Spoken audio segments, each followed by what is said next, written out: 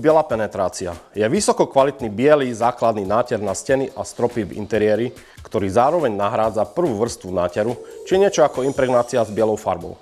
Ale prosím, nikdy nezmiešavajte riedky penetračný náter, napríklad Dulux Grunt, s bielou farbou, lebo nedosiahnete vlastnosti a parametre, ktoré náter Dulux biela penetrácia má. No vráťme sa k produktu Dulux biela penetrácia. Je vhodný aj na natreté povrchy, napríklad premaľovanie tmavých odtieňov. Dulux biela penetrácia zlepšuje príľavosť finálnej vrstvy interiérových farieb, ako sú disperzné, akrylové, vinylové a iné. Vhodná je na podklady cementové a vapenocementové omietky, betón, sádrové podklady, sádrokartonové dosky, papierové a sklovaknité tapety a iné.